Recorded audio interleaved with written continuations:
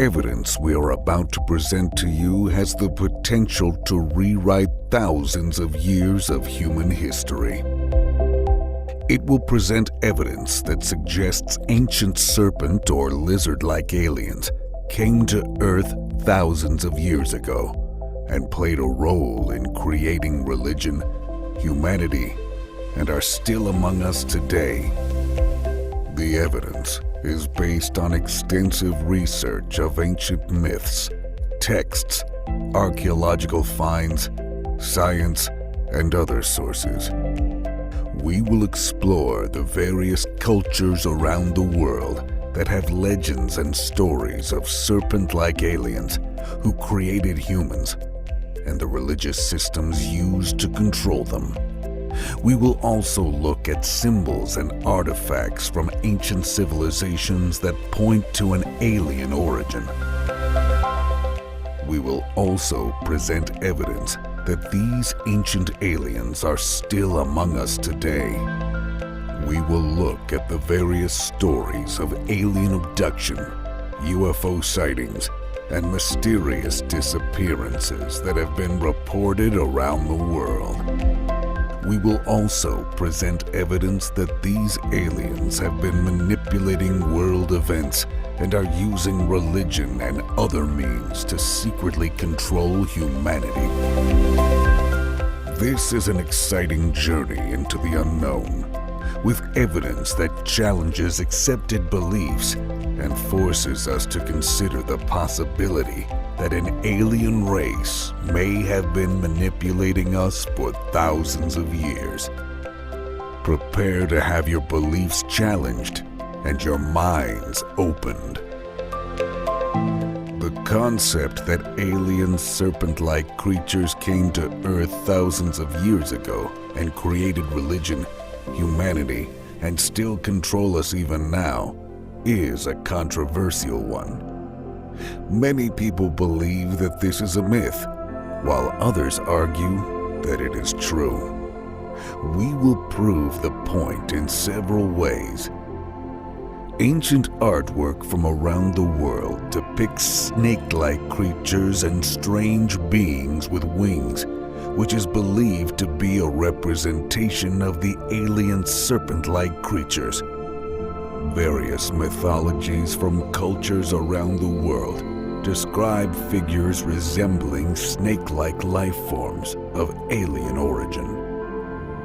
Several ancient texts describe events that could be interpreted as alien contact, such as the Epic of Gilgamesh. Ancient civilizations, such as the Sumerians, Egyptians, and Mayans, had advanced knowledge of astronomy and mathematics that could not be explained by their primitive technology.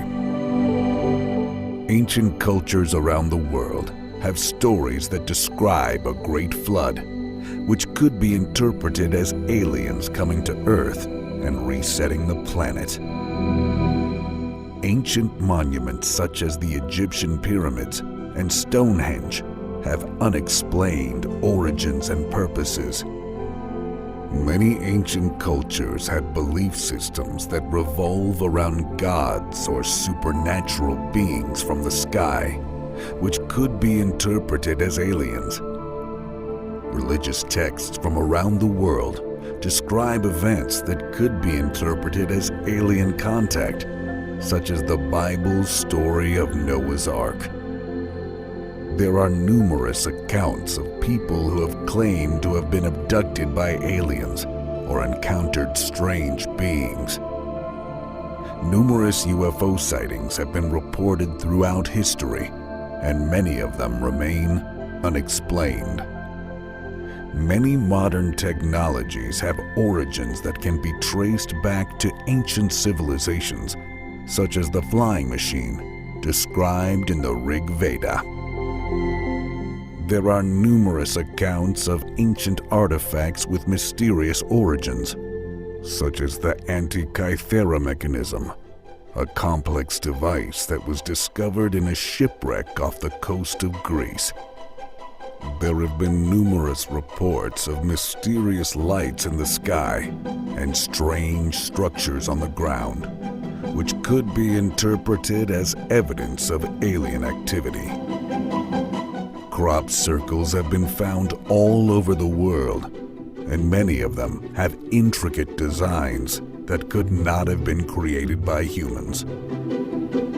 There are numerous unexplained phenomena that could be attributed to alien activity, such as the Bermuda Triangle and the Nazca Lines. There is a great deal of evidence to suggest that alien serpent-like creatures did come to Earth thousands of years ago and created religion, humanity, and continue to control us even now. Over 5,000 years before Christ, an amazing thing happened that would change the course of human history. Hidden from us by misunderstanding, mistranslation, and clouded in mythology, the birth of religion on this planet was no mere accident. It was the result of an alien invasion on a vast scale, and it sparked the worship of the ancient gods. Those gods are the oldest recorded figures of worship anywhere in history. They are the root of all the major world religions. They gave rise to the great powers of Egypt, Mesopotamia, and more. They spread outwards around the world and were the genesis of a special holy bloodline that remains with us today. One of their descendants would be caught, beaten, and crucified, and yet he would rise from his grave, unrecognizable and accompanied by messengers of light. He would ascend in the sky, having cast off his shrouded skin. His bloodline would give rise to the royal families of the entire world. His bloodline would be protected, defended, and would control the globe. He was a descendant of the great serpent elite, who came to Earth as beings of light to teach mankind. He was a descendant of the great giant killer David, a memory of a great battle that was fought between the serpent elite and the sons of alien and man. They were known as giants in the land. The aliens escaped Earth, but left behind their seed and tools of power and communication. It is prophesied that they shall return, and the signs are growing daily that they have returned and are right now dealing with their own elite bloodline, the men in power. This is the untold story of a very real and ancient alien invasion. In Africa today, there are the remains of the oldest form of worship anywhere on the planet. It is a cave in the shape of a huge serpent. All around, there are pieces of stone fashioned into thousands of small scales. This is the place of worship for the serpent. This is where man first came into contact with the aliens. The discovery of this one location surprised the world. Nobody expected original worship to be that of the serpent, and yet it is within every single religion. It is in all the myths of the world, and they all tell the same story. In the beginning, the serpent was the wise one, the only animal in the Bible to speak freely with his own mind and voice. The tempter, and yet also the holder of ultimate wisdom and the elixir of life. Mankind, in comparison to this remarkable animal, appeared foolish. From that day forward, the serpent would control man. The very genetic makeup of mankind altered from this moment. We cannot say exactly when. We cannot pinpoint the so-called Garden of Eden in time. But we can piece together the remarkable story of the moment the serpent aliens came from the skies. We can uncover the story of what happened next and how it has affected our own time. The truth is, aliens do walk among us right now. To many, the very idea that the serpent is hidden within our religions and mythology will seem bizarre. In Christianity and other faiths, it is reviled, and this itself is a folk memory of a fearful and warring past between mankind and the serpent. Nevertheless, the historical truth is that the serpent is there, and it is the root of all major religions. This has been proven again and again, both from scriptures and archaeology. The easiest and most clear way to realize that the serpent is hidden in our lives is to actually understand the language of the serpent itself. We need to get to the roots. The snake is known in the language of Canaan as Ab, Ob, Oph, Op, Ep, and Ev. Amazingly, in the Mayan language, Can means serpent, as in Kukulkan, the bird serpent, and just as the ancient Sumerian Akan and the Scottish Can for serpent, which is where we get the word canny, like wise snake. Vulcan, the Roman god of fire, comes from the Babylonian Can for serpent and Vol for fire, showing an etymological link across thousands of miles. The aspect of fire being included in the word is a clue to the origins of the serpent and its worship. For the ancients came with fire. There are no real snakes on earth that are also fire, and so it must mean something quite different. Perhaps similar to that fire or light seen in modern-day UFO sightings. At the very center of the Christian world, the Vatican comes from the words vatis for prophet and can for serpent, making the Vatican a place of serpent prophecy. The very book of Christians across the world, the Bible, is full of the serpent, and its inclusion is very interesting, for it reveals how the serpent was seen. The oracle of King Saul was called one that hath Ob, or the priestess of Ob, a word that means serpent. The serpent worshippers of Moses' time and region were known as Hivites, derived from Hivia, or serpent, the root of Eve. Hivites became Ophites, the early Christian Gnostic serpent worshippers who claimed affinity with the Christians in the 2nd century AD. Indeed, the very children of Israel intermarried with them and served their gods. This is very revealing. Intermarriage and worship of the serpent gods. Today, we can easily replace the word gods with aliens. They were also known as Baalim, from the god Baal. Baal was an abbreviation of Ab-El, the serpent god, or shining serpent.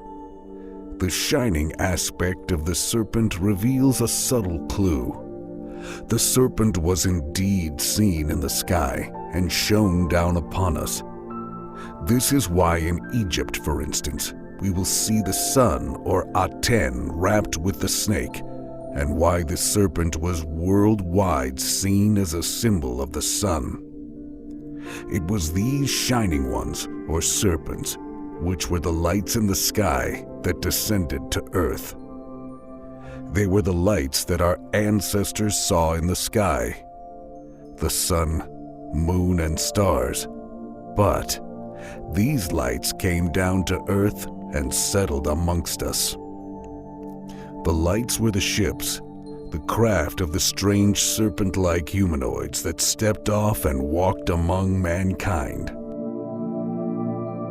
The Greeks called Baal Belair, which means a dragon or great serpent. Baal is the Assyrio-Babylonian version of the gods Enlil and Marduk, the same Baal seen throughout the Bible. So the Baal in the Bible is a Babylonian serpent god, one of the ancient lights of wisdom that descended to earth. The European, Beltane, should be rendered Baal-Tan, both words signifying the dragon or serpent. In fact, Tanit was the patron goddess of Carthage in northern Africa, who was also associated with the Tree of Life, like Ishtar and Astarte, and she definitely crossed cultures into Europe, becoming the root of the word Easter. The name Tanit means serpent lady, and she is found on many coins in Carthage associated with the caduceus and symbolizing the role of Tanit in life, death, and rebirth. She is basically the same as the Queen of Heaven, Astarte, Isis, and Mary. All of these deities and names go back to Babylonian beliefs of serpent worship, which in turn goes across to Egypt and Mesopotamia in general towards the African ancient serpent cults, the very place that the original Shining Ones descended to earth and began their teaching of mankind. Christianity, then, is related to the most ancient serpent worship known, and if it were not for the destructive covering up of huge amounts of historical data by the Christians, then this would have been all the more obvious. It is theorized that the Christians were ashamed of this link and did all they could to destroy it, not least because it would reveal their own deity to be of serpent origin itself. Years later, as we shall see, the serpent bloodline would emerge again in the line of the Merovingians, and again the Christians would fight a battle to subdue them. A general term used for early Christian Gnostics was Ophites, which means serpent worshippers. It was this group that wrote the New Testament. Epiphanius said, "The Ophites sprung out of the Nicolaitans and Gnostics, and were so called from the serpent which they worshipped. They taught that the ruler of this world was of a draconic form, and the Ophites attribute all wisdom to the serpent of paradise, and say that he was the author of the knowledge of men." An amazing declaration, which speaks volumes. The guardians of the very history and religion that would become Christianity was based on and fostered by those who worshipped the ancient wise serpent that came and taught mankind. The ruler of this world was of draconic form. It was the dragon, the winged serpent, the shining serpent that could fly. It was ultimately wise and should be worshipped as a god. As if in memory of the power of the serpent bloodline, the blood itself was symbolically ingested. A ritual cup was used, known as the Cup of the Agatho demon, meaning simply, good serpent. This serpent-consecrated cup of wine was handed around after supper, just like at the Last Supper of Christ, and was received with much shouting and joyousness. The hymn sung via the serpent to the Supreme Father was just the same as the one sung in the memory of the python at Delphi on the seventh day of the week. Now, thousands of years later, Christians still take the cup of Christ, who was called the Good Serpent by the Gnostics. This modern ritual is none other than the original, but renamed Cup of the Sacred Serpent, which gives the body and blood of our oldest god, the body and blood of the ancient serpent race. A 3rd century Persian teacher known as Manes, who said that Christianity had got things wrong and he was here to put it right, attempted to revive these old ways. Regardless of the Christian attempts to kill off Manichaeism, it survived until the 13th century. He is said to have revived Ophiolatreia, or serpent worship, where he taught that Christ was an incarnation of the great serpent, who glided over the cradle of the Virgin Mary when she was asleep at the age of 1.5 years. But the worship of the serpent was much more ancient than even Manes stated. In Britain, the serpent god was Hu, the dragon ruler of the world, a statement remarkably similar to that of the Ophites. The druid was known as a natter, now known as an adder, and as the adder was the symbol of the god Hu. The druids were, quote, Ophites of the original stock. They worshipped also Balai, or Baal. So in this respect, the druids were probably the last truly serpent-worshipping priests in Europe, a remnant of ancient days, long forgotten, but remembered in words and deeds. According to Herodotus, a sacred serpent was fed honey cakes once a month at the Acropolis in Athens. These honey cakes were marked with the omphalos. The superstition of the omphalos was widespread, like the serpent, believed from India to Greece. It is a sphere or orb with spiral lines thought to represent serpents coiled. There are similar markings on ancient stone monuments across the world. To the Etruscans of ancient Italy, the omphalos was seen as a route to another world. It was placed in a trench called a mundus, and fruits were lowered into the trench, which was then covered by a huge stone. The entire city was centered on this spot, with all roads leading to and from it. This is a remnant of the idea that the serpent race came from another world, and the omphalos, a representation of the devices used for travel. Probably the most famous omphalos is the one now in the museum at Delphi. In Greek history, the Delphic oracle was called Pytho, or Python, the snake, and she was active for over 1,000 years, getting involved in anything from mundane day-to-day prophecies to matters of state. As throughout the history of the mystical serpent, it has been associated with powers of future sight, known to us today as precognition. An indication that the serpent is associated strongly with prophecy is the stark fact that the words for divination in Hebrew, Arabic, and Greek all mean serpent. This alone indicates that Hebrew, Arabic, and Greek are following the same beliefs over a vast period of time.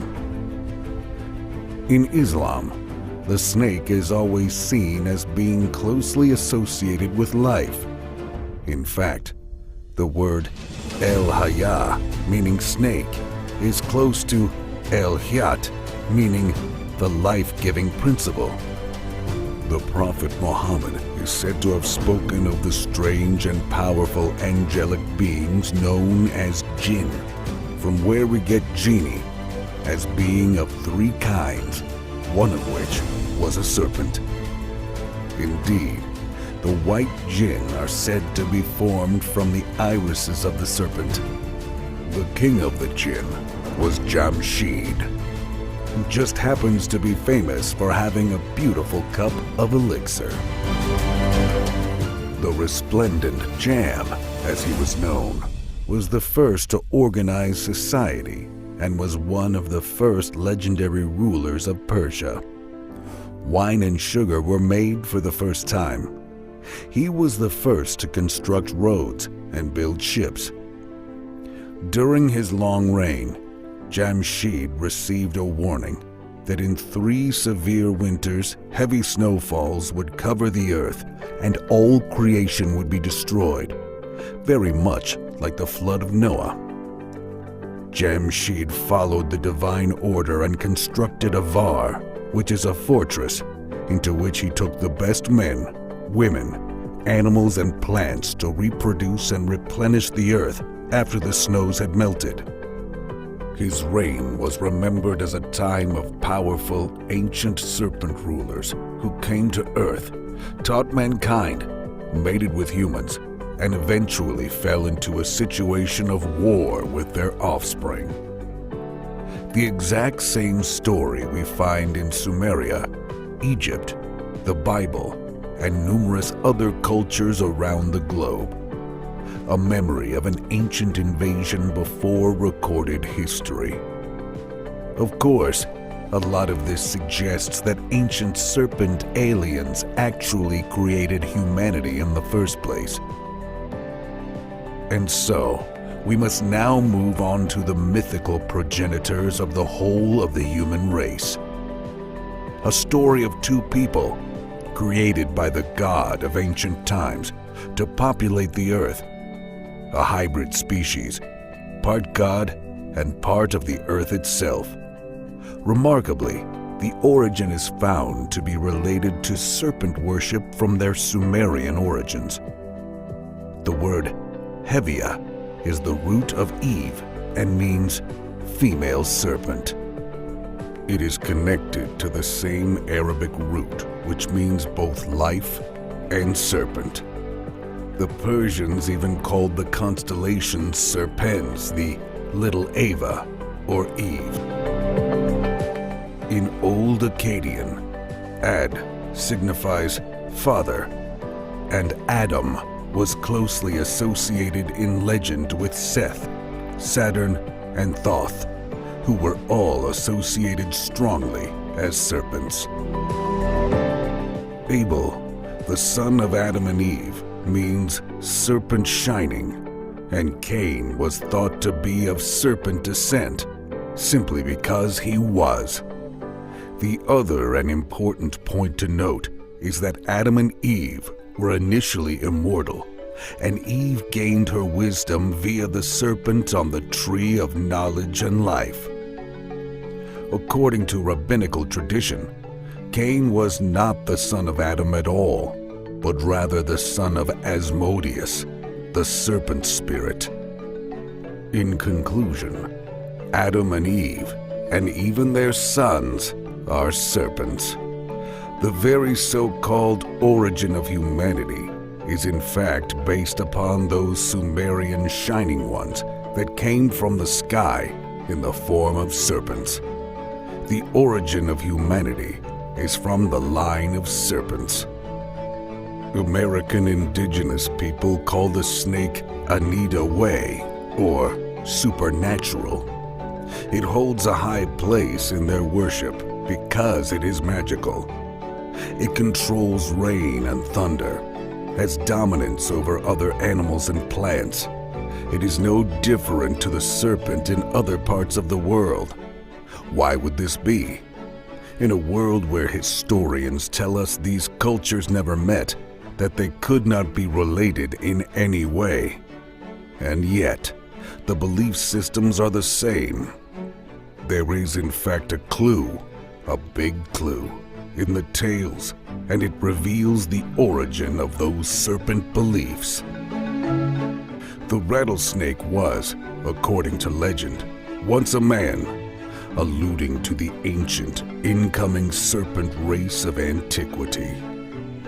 This man was transformed into a rattlesnake in order to bring salvation to the human race and save him. Yet again, it is the savior of mankind. Even the Cherokee Indians are afraid of killing the rattlesnake and will ask for pardon from the snake's ghost should they do so. There is even a tradition that if the snake is hung on a tree for 3 days, it will bring rain, remarkably similar to the Christian tale, and even a link with Yahweh, the rain god. These are the same because these are the same serpent deities influencing society across the globe. In mankind's effort to mimic their ancient deities, they began a peculiar tradition: circumcision. There are wall carvings in Egypt showing circumcision being practiced. The Egyptians held the belief that when the snake shed its skin, it had undergone rebirth and was symbolic of attaining new life, of being born again. It was a mirror of their greatest god. The Egyptian priest, in a mock ritual of the serpent shedding his skin, therefore removed the foreskin of the male, and so the male was born again, like the snake. This practice then spread to the Semitic peoples, Arabs, and Jews in later times, most probably via the emerging worshippers of the serpent elite. The fact is, this practice goes back to ancient Sumeria, the home of the original serpent shining ones who came down from the sky, the home of the ancient watchers, the original home of the angels of the Bible, who were shining messengers of the gods, and whose visage was that of the serpent. There is no denying that all the records we have of these shining ones record them as having descended from the heavens, to be incredibly wise and powerful, to have set up a special guardian race called the Watchers, who then went on to mate with humanity and create a hybrid race. That hybrid race is known across the world in folklore as the Giants. History tells us quite simply that this was a crime, and the original aliens, the Shining Ones, did battle with the Giants and brought about a great cataclysm. Researchers say this is not science fiction. This is recorded history, ignored by historians because it does not conform to their own belief systems. Ancient serpent aliens came to Earth and genetically engineered humans. This is what all the myths and religions of history tell us. The concept of ancient serpent alien invaders genetically engineering humanity is a popular one in modern culture. It fits with the ancient astronaut theory, which suggests that advanced extraterrestrial species visited Earth in the distant past and manipulated human evolution. Evidence of this theory can be seen in the many unexplained artifacts from ancient civilizations around the world, such as the pyramids of Egypt and the Nazca lines of Peru. The concept of serpent aliens is found in many different mythologies around the world. In many cultures, these serpent beings are associated with knowledge and wisdom, which could suggest that they were responsible for imparting knowledge to humanity. This could include the knowledge necessary to create complex civilizations, such as those seen in the ancient world. There is evidence to suggest that humanity has been genetically engineered in the distant past. DNA analysis of modern humans has revealed that our species has a common ancestor, which suggests that our genetic code has been altered at some point in our history.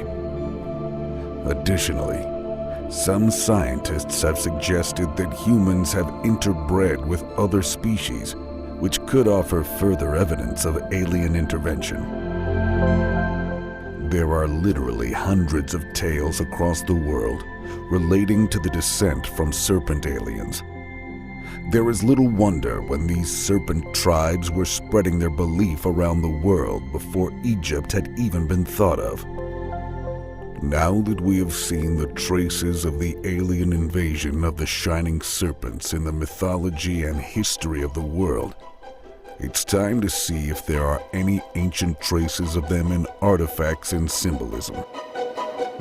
The fact is, once our eyes are open to the existence of a massive worldwide serpent worship history, we cannot fail to see them. Almost everything about the mythology of the alien serpent race reveals that they were the gods who gave life, and no symbol reveals this more than the Ankh of ancient Egypt. The Ankh is a simple T-cross surmounted by an oval, called the Ru, which means, quite simply, gateway to another world. This enigmatic symbol of Egypt represents eternal life and was often found in the names of pharaohs such as Tut-Ankh-Amun. The symbol is often depicted being held by a god to a pharaoh, giving him life, or held by a pharaoh to his people, giving them life. This basically set aside the immortals from the mortals, for anyone wearing or carrying the Ankh was one of the genetically different race. The pharaoh was God on earth, and so he held his own symbol of the sun and the serpent to his people. It is the loop, the Ru or gateway of the Ankh, which is held by the immortals to the nostrils. This is the same as the biblical God breathing life into the nostrils of Adam. The Ankh outlived Egyptian domination and was widely used by the Christians as their first cross, but in this symbol holds a clue to the secret of the serpent. Philo said that the Phoenician alphabet are those formed by means of serpents and adorned by them as the supreme gods, the rulers of the universe.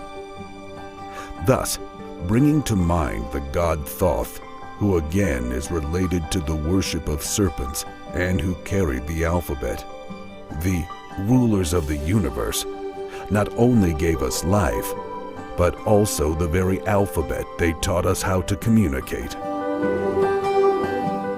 Bunsen in the 19th century thought, the forms and movements of serpents were employed in the invention of the oldest letters, which represent gods. The most important of these symbols was the Ankh, which, without the loop, becomes the Egyptian Taut, the same as the Greek Tau, a simple T, a symbol upon which the deity of Jesus would be crucified.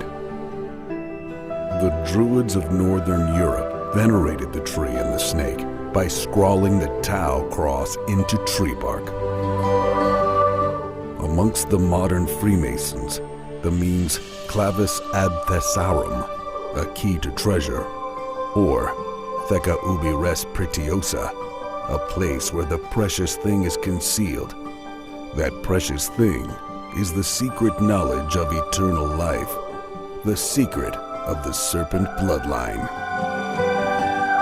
This symbol became the mark or sign which would set the believer aside for saving when the gods returned. In Ezekiel, this is the mark that God will know, the mark on the forehead. The aliens gave a secret symbol for their own kind. This remarkable idea of wearing the Tau cross on the shoulder as a sign would later become part and parcel of the Crusader Templars' markings, the very same Templars who are instigated in the worship of serpents. Anybody who knows about the Da Vinci Code will know about the Templar-linked family of Christ, the Merovingians. They were said to be descended from Jesus and a serpent fish deity, and again, bear a red cross on the shoulder blades. We shall return to the Merovingians soon to unlock the key to the aliens that walk among us today. There are other signs and symbols scattered around the world that reveal the ancient aliens. If we move into the lands of the Celts, we discover more symbolism. Beautiful Celtic knotwork is derived from the images of the snake and the movements of the planets. It is a merging of the beings from the heavens and the heavens themselves. We can see influences of this in the spirals and other serpent shapes, not just in Celtic history, but also upon many of the world's ancient monuments. In Scandinavian literature and stone art, we can also see how the serpent appears, looking remarkably like Celtic knotwork. In Roman and Greek wall paintings, there are running spirals thought to be symbolic of the protective snake. Spirals and carvings of the serpent are seen all over the world, and it is always found to be in association with the serpent worship and strange and bizarre-looking alien-like creatures. It is no surprise that such images of the snake, in all its relative forms, should be seen on the most ancient of rock art. In the cup and ring marks, there are many images of what appears to be a serpent entering the cup and rings. Some have put this down to a serpent entering a hole, others that it is eating an egg. Nobody is sure. Maybe it reveals a kind of wormhole travel. Thoth was said to be the originator of serpent worship in Phoenicia. He is called a god, and he invented hieroglyphs. Thoth consecrated the species of dragons and serpents, and the Phoenicians and Egyptians followed him in this superstition. This Thoth is a memory of the first group who settled here on earth and instigated the worship of the serpent after the flood or end of the last ice age 12,000 years ago. Thoth was deified after his death, a time that nobody knows, and given the title the God of Health or Healing. He was the prototype for Aesculapius and identified with Hermes and Mercury. All healers, all wise, all teachers, all saviors, and all associated with the serpent for their powers, and all individuals who could map the stars and movements of time. All with the full superpowers attributed again and again to the ancient aliens. This Thoth is the archetypal alien invader, the memory of the host that came down from the sky and taught mankind. The symbol of them all is the Tau cross, the mark of Cain, the symbol of the ancient alien invaders, the symbol our fabled gods have been sacrificed upon. If you wish to hide a secret, hide it in plain sight. And that is precisely what they did. For thousands of years, this symbol has become a sign of the ultimate secret, the ultimate truth of the origin of human civilization. It has been kept alive by one particular group, the guardians of the secret of the alien bloodline. It all began in Mesopotamia and is alive and well to this day in the bloodline of the royalty of the world. We have seen the history and mythology of the alien serpent past. We have seen the serpentine saviors rise and fall across the world. Today, there is one particular savior myth that has crept into popular folklore through various best-selling books, documentaries, and films: the Merovingian dynasty. The Merovingian dynasty has been romantically depicted by both the regional writers in France and international best-selling authors such as Dan Brown. There are tales of mystery and magic, of wisdom and light, and last but not least of all, descent from what we now call God via his son, Jesus, and his supposed wife, Mary Magdalene. Researchers insist that the Merovingians were descended from an ultra-ancient race of fallen angels that spawned the globe, taking wisdom and knowledge with them from Atlantis. It all started with the leader of the Salian Franks, known as Merovech, in the 5th century AD. Both he and his son, Childeric I, were great warriors and fought with superhuman strength against the Visigoths, Saxons, and Alemanni. Following Childeric came his son Clovis I, who went on to unite most of Gaul and the Loire Valley and defeated the Roman ruler Syagrius. It was Clovis I who adopted the Roman Catholic religion for his nation. Eventually, by the early 7th century, we end up with the infamous Dagobert II, also known as Dragobert, coming from the words dragon and Bert, which in turn comes from Bera or Para, which means Pharaoh. So Dagobert simply means king or Pharaoh of the dragons. He is the culmination of the serpent holy and royal bloodline. Dagobert is said to have visited the serpent-worshipping brethren in Ireland. But who is Dagobert, and where did he come from? What makes him so important that his skull should be turned into a grail?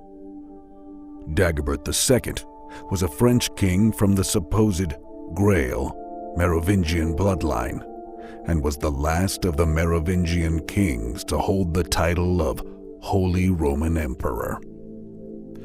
These Merovingians are said to be a dynasty of Frankish priest kings with magical power, shoulders of a red cross. Obviously, the Christians spread rumors of witchcraft and various other misdemeanors because Dagobert was seen as a threat. After several years spent away from his Frankish kingdom, Dagobert returned from Ireland in 679. Trouble set in, and it ended with the death of Dagobert and the rise of a new royal bloodline. The Catholics had wiped out the troublesome Merovingians once and for all. Or did they? The truth is that the Merovingian bloodline was already deeply rooted in the bloodline of the royalty in Europe, and it could not be erased. Scholars insist the ancient alien blood coursed through their veins, and they remain to this day one of the most powerful families on the planet. The Merovingians, connected etymologically with the snake as well as ritualistically, were simply descendants of the serpent bloodline. The royal line descended from serpent alien invaders who spread out across the globe in India and China, in Britain and America. The original and almost fabled Merovech is named after the sacred bull of the ancient Greeks, Mero. The ultimate secret held sacred by the Greeks was this: the bull has begotten a serpent, and the serpent a bull. The two are interchangeable. The bull is symbolized by the Tau cross, and so too is the serpent. It was this King Merovech, the first in line of Merovingian kings, who was said to have been spawned by the great sea bull Quinotar. This is a giant sea monster with a bull head. The Mer part of Merovi becomes obvious in that Mer means sea. He is the king bull of the sea, the sun in Taurus, which gives us a special place in time, the time of the original ancient alien invasion. This Bull King goes back a very long way in history, right back to the days of Mesopotamia and kings such as Sargon and Menes. But this goes back yet further, to an association between these kings and their legendary genesis from ancient sea-born gods such as Oannes and Dagon, who were serpent gods or aliens. These myths are those of invading serpent aliens and migrating snake cults coming into the land, bringing with them all the skills associated with the coming of these ancient gods, such as metallurgy, architecture, and medicine.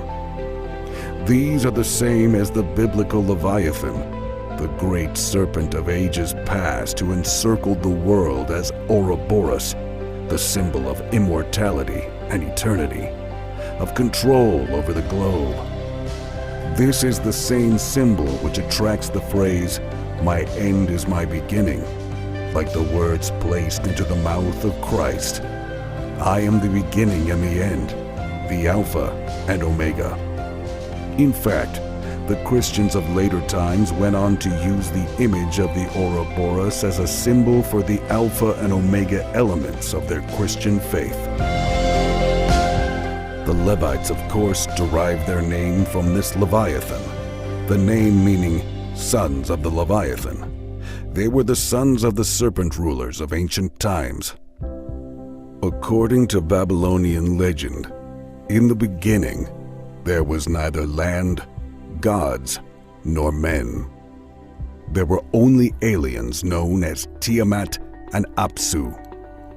Tiamat was the female and the spirit of salt water and primal chaos, and Apsu the male, the spirit of fresh water and void. Tiamat is depicted with scales and a serpentine body and legs, with horns on her head.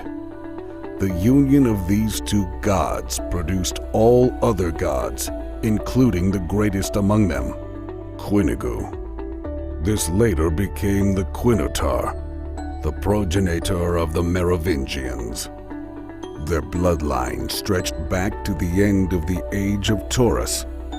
This, for the first time, gives us actual dates for the ancient alien invasion, and amazingly, it fits perfectly with all that we have discovered and their origin in the dawn of Mesopotamian civilization.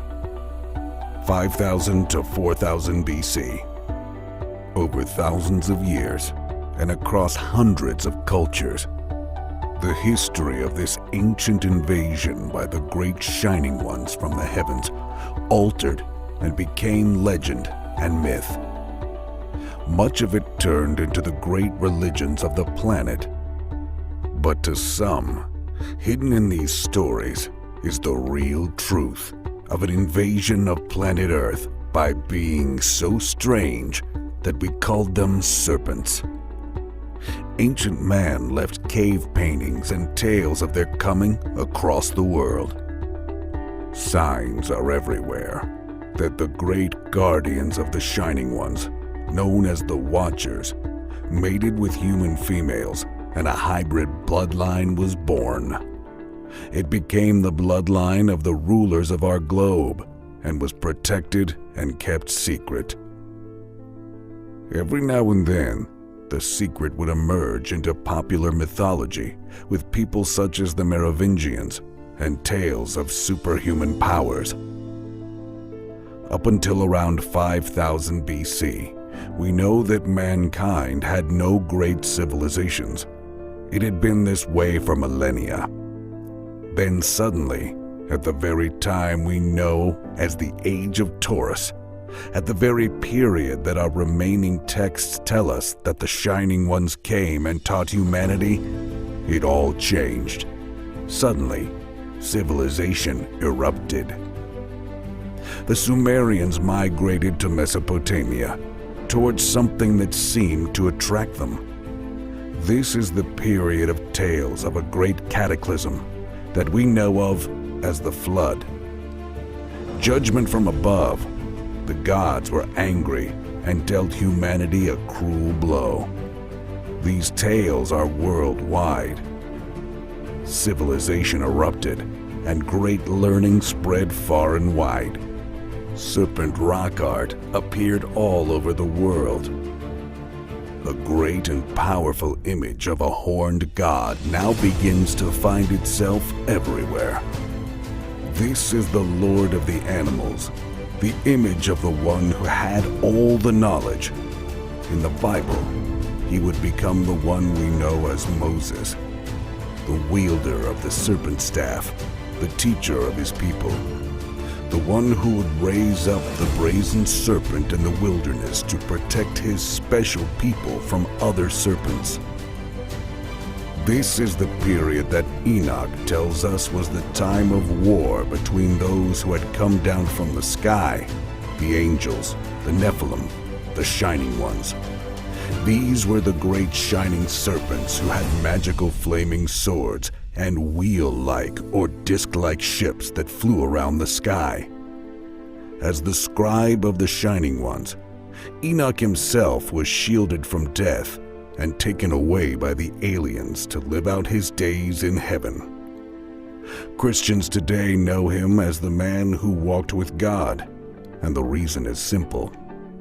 God came down to earth and walked on our soil, spoke with Enoch, and then returned. Whatever this means, it does reveal that ancient man witnessed something remarkable. Evidence shows us that this was the period of the ancient invasion of planet Earth by the shining race of serpents who came from the sky. Our ancestors worshipped them for their amazing power, and yet, in our modern scientific age, we can now see things more clearly. These were not angels or messengers of light. These were not great Greek deities set on high and issuing commands. They were not the many-faced Hindu or Egyptian gods. These were beings from another planet who came here with superior technology. They helped mankind start civilization. They bred with us and fought with each other. Most, we are told, left, but the hybrid race remained among us as special people. And now, with every passing day, NASA tells us that they have discovered yet another Earth-like planet that could sustain life. They find ancient rivers and lakes on Mars, and even fatty acids within the Martian soil. They alter their equations on the existence of alien life on a weekly basis. Even they are growing more and more aware that soon they will discover something special. The question is, will we awaken the ancient invaders, and will they return, if they're not already here? Well, the fact is, these serpent aliens may use more than space to appear on Earth. They may also use time. There is a growing body of evidence to suggest that such time travel events are indeed taking place. In many cultures, there are stories and legends of serpents that could transform into human form and were capable of time travel. In Greek mythology, for example, there is the story of the Titan Kronos, who was able to travel back in time to prevent his own death. The Christian Bible also mentions a serpent-like creature that appears in the Garden of Eden. This ancient creature is believed to have been able to manipulate time and space. Many scientists now believe that some form of extraterrestrial life exists, and that it may be capable of time travel. In recent years, a number of objects have been discovered in space that defy explanation. These objects appear to be moving faster than the speed of light, and some scientists believe they are using a form of time travel to reach their destination. There have been many reports of strange lights and objects in the skies that cannot be explained. Some of these sightings may have been attributed to UFOs, and some to time-traveling aliens. Many ancient writings describe mysterious creatures that are capable of time travel and are believed to be extraterrestrial in origin. In conclusion, there is a growing body of evidence to suggest that ancient serpent aliens still visit Earth and also use time travel.